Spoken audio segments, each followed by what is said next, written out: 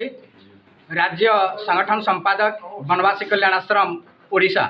28तम पांच खेलकूद प्रतियोगिता बलांगीर में हम कौन सूचना रही किए किए अतिथि आसवे आमती कौन आयोजन कर बनवासी कल्याण आश्रम प्रतिवर्ष ये जिला स्तर रु राज्य स्तर एवं राज्य स्तर रु अखिल भारतीय स्तर पर्यंत यही खेल प्रतियोगिता करी आसुची।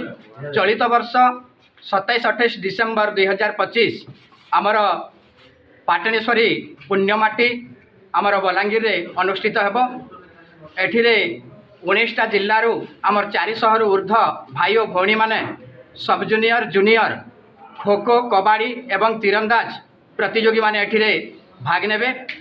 आउ यही प्रतियोगिता रे 27 तारीख दिन जो उद्घाटन हेबो ए उद्घाटन कार्यक्रम रे आमर ओडिशार मान्यवर उपमुख्यमंत्री श्रीमान कनकवर्धन सिंहदेव से आमर उद्घाटन कार्यक्रम उद्घाटन क्रीड़ा उद्घाटन करेंगे।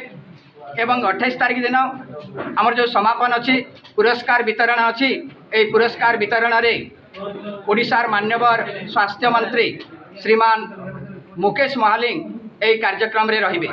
तत्सहित आमर जनजाति समाज विधायक जनजाति समाज प्रमुख व्यक्ति एवं जनजाति समाज मुखिया ए कार्यक्रम रे उपस्थित रहिबे।